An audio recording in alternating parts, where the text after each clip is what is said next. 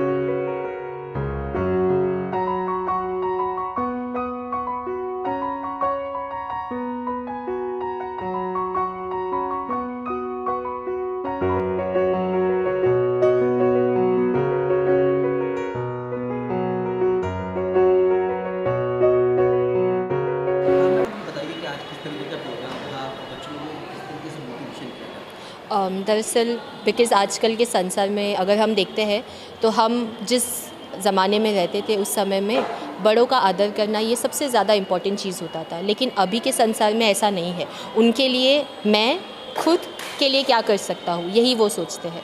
तो as a teacher मुझे ऐसा लगा कि मैं वो चेंज होना चाहिए। If I am the change, मैं अगर एक स्टेप निकालती हूँ, एक स्टेप आगे बढ़ाती हूँ बच्चों को ये सिखाने के लिए कि किस प्रकार से मेरे बड़ों ने मुझे जो सिखाया है अगर मैं वही चीज़ें अपने बच्चों को सिखाऊँ तो मुझे, यदि मेरे बच्चे भी वैसे बनेंगे तो मुझे ऐसा लगेगा सच में वही हमारे आगे होने वाला फ्यूचर। जैसे आज मेरे एल्डर्स ने मुझे देखकर कहा था मैं उनका फ्यूचर हूँ, वैसे ही मैं बच्चों को देखकर ऐसा बोलती हूँ कि आप मेरा फ्यूचर है।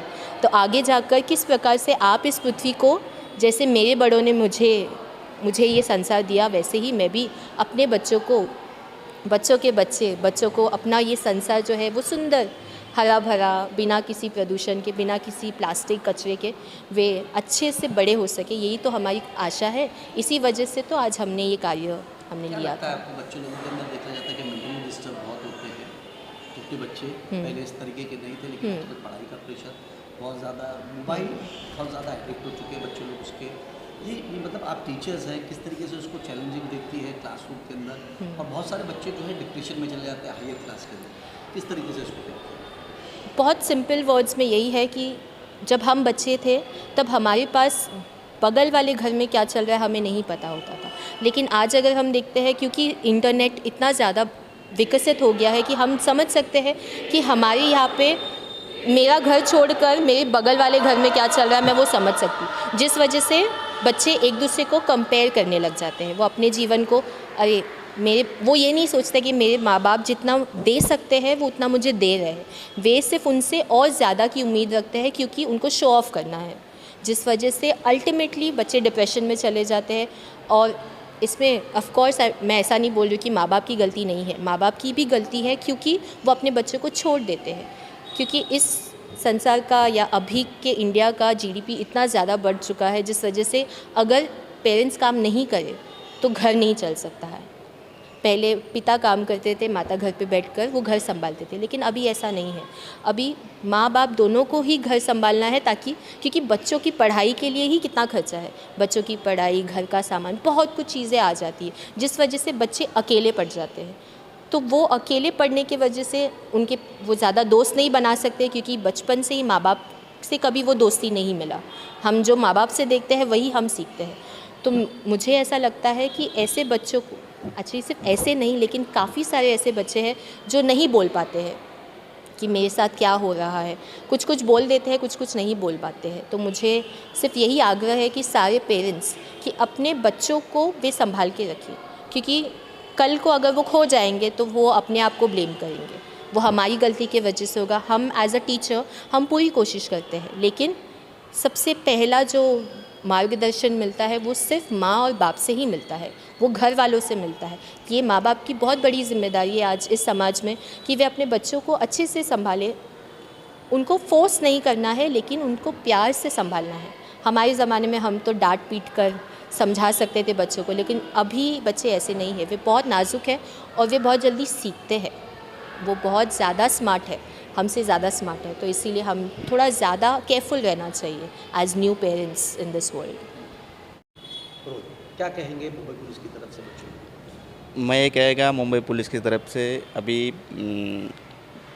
जो साइबर का फ्रॉड वगैरह बढ़ रहा है उसमें बच्चे लोगों का नॉलेज होता है। कुछ भी हो साइबर के फ्रॉड के बारे में बच्चे लोग उसमें अवेयरनेस कर सकते हैं, पुलिस को बोल सकते हैं, या दूसरा भी कोई भी प्रॉब्लम है बच्चे लोगों का वो पुलिस को आके इन्फॉर्म कर सकती है। पुलिस उनके साथ रहेंगी, मुंबई पुलिस जो भी उनका प्रॉब्लम वो सॉल्व कर देंगे। आप क्या किस तरीके से कहेंगे कि जैसे बच्चे लोगों का देखा जाता है कि युवा बच्चे हैं, बच्चे और पुलिस से काफ़ी ज़्यादा इंटेलेक्चुअल्स नहीं होते, तो एक डर का भी माहौल रहता है, मतलब वो चीज़ें किस तरीके से ख़त्म करना चाहेंगे आप? वो चीज़ें ऐसे ख़त्म हो सकती है जब तक ऐसे कुछ प्रोग्राम रखे, वो प्रोग्राम में पुलिस आएंगे, पुलिस उनको मतलब लेक्चर देंगे। बच्चे लोगों का स्कूल पुलिस स्टेशन में एक विजिट रखना चाहिए। उस विजिट से पुलिस के प्रति जो डर है बच्चे लोगों का वो निकल जाएगा। ऐसा करेंगे तो ही बच्चे और पुलिस में एक डर ख़त्म हो जाएगा। बच्चे लोगों के बारे में क्या मैसेज देंगे आखिरी सवाल? मैं ये चाहूँगा कि अभी साइबर का फ्रॉड बहुत बढ़ रहा है, साइबर का फ्रॉड बहुत बढ़ रहा है, तो बच्चे लोग मोबाइल वगैरह ज़्यादा यूज़ करते हैं, तो उसके बारे में बच्चे लोगों ने ध्यान देना चाहिए। बस। बच्चे लोग हैं, किस तरीके का अवेयरनेस प्रोग्राम है, आप लोगों ने क्या देखा और क्या चीज़ कही? आज हमें स्कूल ने इनवाइट किया था, बहुत अच्छा प्रोग्राम हुआ। उस प्रोग्राम में जो आशीष वाव करके ग्रुप है, एनजीओ है, उन्होंने आयोजित किया था। इसमें उनका ऐसा है कि जब कोई माँ अपने घर के लिए सब कुछ सैक्रिफाइस करती है, वैसा ये एनजीओ है कि वो पूरे वर्ल्ड को एक साथ मतलब युवाओं को जोड़ने का काम कर रहा है, सब वर्ल्ड को अच्छा बनाने का काम कर रहा है। क्या कहेंगे कि आप जिस तरीके से बच्चे लोग हैं, बच्चे लोगों के अंदर मुंबई पुलिस की तरफ से किस तरीके का अवेयरनेस देगा?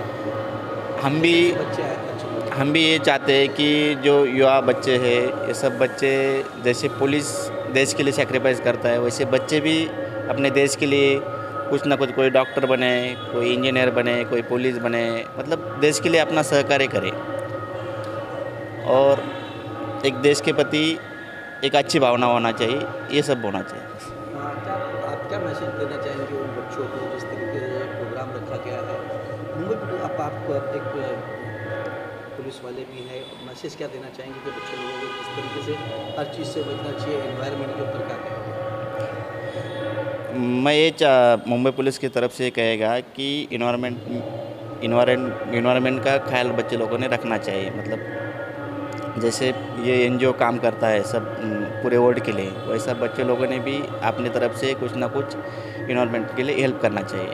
पानी बचाना, पेड़ लगाना, ऐसा ये करना चाहिए। मेरा नाम है जोसपाल और मैं आशीष वाव का सदस्य हूँ। इस प्रोग्राम के बारे में मैं ये कहना चाहूँगा कि पहली बात तो मैं ये बताना चाहूँगा कि हमारा जो सेवा है स्वयं सेवा करते हैं। जैसे कि हम वर्ल्ड मिशन सोसाइटी से हम सभी जगहों पर यानी कि 175 देशों में हम ब्लड डोनेशन, स्वयं सेवा कार्य और ट्री प्लांटेशन, ऐसे बहुत से कार्य हैं जो हम करते हैं वर्ल्ड मिशन सोसाइटी के द्वारा। तो ये कार्य भी, जैसे कि अभी हम स्कूल में हैं, जो हम ये कार्य कर रहे हैं, ये भी एक ज़रिया है ताकि हम ये कार्य करते हुए लोगों को बता सकें और सभी जगह पर ये हम अवेयरनेस क्रिएट कर सकें। तो सच में ये जो आयोजित किया गया है प्रोग्राम, इसलिए मैं बहुत बहुत धन्यवाद देना चाहता हूँ। एक्चुअली अज़ीज़ वाव एक ऐसा संस्था है जो सभी संसार को A to Z बचाने के लिए कार्य कर रहा है। तो ये पूरे विश्व में फैला हुआ है। तो ये विश्व को एक अच्छा रहने योग्य जगह बनाने का कोशिश में है। तो जैसे एक माँ अपने घर को संभालती है और क्या करती है, सैक्रिफाइस से क्या करती है, पूरे परिवार को संभालती है। अज़ीज़ वाव मानता है कि स्वर्गीय माता का मन अगर हमारे पास है तो हम भी अपने पृथ्वी को अपने घर के समान मानेंगे, और जब इसे घर के समान मानेंगे तो क्या करेंगे, इसे बचाने के लिए अलग अलग कार्य करेंगे। तो अज़ीज़ वाव एक ऐसा एसोसिएशन है जो अपने अनेक विभिन्न कार्यों के द्वारा, जैसे ब्लड ड्राइव और क्लीन एंड ड्राइव और अन्य बच्चों के अवेयरनेस के लिए अलग अलग उपक्रम करता है, और जिसके द्वारा बच्चों को बचाने का और अपने भविष्य को, देश का भविष्य स्टूडेंट्स है, तो स्टूडेंट्स के द्वारा माता का मन उन तक पहुँचाया जा रहा है। तो मैं आज मुंबई पुलिस का भी बहुत ज़्यादा धन्यवाद देना चाहती हूँ, क्योंकि उन्होंने अज़ीज़ वाव के इस इनविटेशन को क्या किया, स्वीकार करते हुए उन्होंने आकर हमें बच्चों को अच्छे से मोटिवेट किया और बताया कि हमें कैसे हमारे संसार को, हमारे पृथ्वी को बचाने के लिए अभी से शुरुआत करना चाहिए, और माँ के प्रेम को और माँ के सैक्रिफाइस को करते हुए संसार को बचाने के लिए क्या करना चाहिए, कोशिश करना चाहिए। केवल अपना घर नहीं, लेकिन पूरा संसार हमारा घर है।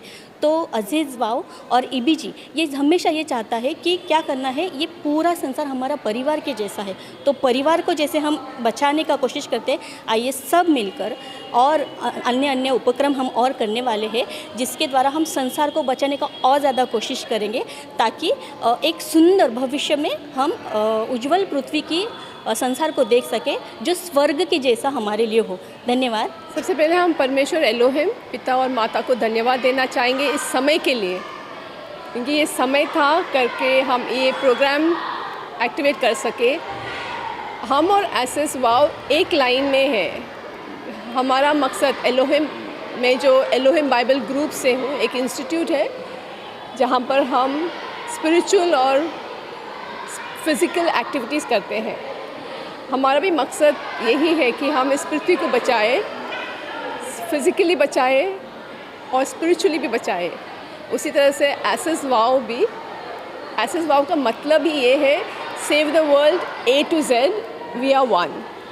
उसी तरह से एलोहिम बाइबल ग्रुप का भी मकसद यही है कि हम इस पृथ्वी को बचाना चाहते हैं, और ये बचा सकते हैं जब हमारे अंदर एक माँ का प्रेम हो। तो इस प्रेम के साथ एलोहिम बाइबल ग्रुप ये मकसद करता है, क्योंकि हमने हमारी यरूशलेम माता से ये सीखा है, अगर हम कुछ चाहते हैं किसी और से, पहले वो चीज़ हमने खुद ने करना चाहिए। और अज़ीज़ वाव भी वही लाइन में है। वे भी इस पृथ्वी को A to Z बचाना चाहते हैं, इन बच्चों के लिए जो इस इंडिया का फ्यूचर है, भारत का फ्यूचर इनके हाथ में है। इनके द्वारा अगर हम इस पृथ्वी को बचाने का कार्य करेंगे, तो जैसे हमने एक सुंदर जीवन इस पृथ्वी पे जिया है, वे भी एक सुंदर जीवन आगे जी सकेंगे। Thank you. एक्चुअली हमारा ये अज़ीज़ वाव करके ग्रुप है, यह world mission society church of God की तरफ से युवाओं के द्वारा बनाया गया एक दल है, यानी एक आपले युवा लोकांच्या द्वारे बनवले गेलेला एक ग्रुप आहे जो चर्च ऑफ गॉडच्या तर्फे कार्य करते आहे। आणि हे आम्ही फक्त इथे स्कूलमध्ये नाही तर पूर्ण वर्ल्डमध्ये हे कार्य करत आहोत। ॲक्च्युली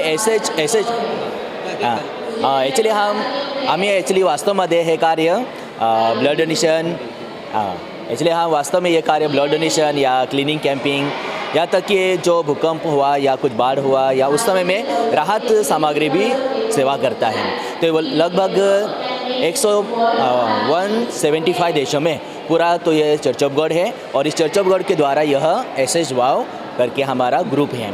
तो यह पूरी वर्ल्ड में इस तरह से कार्य करता है।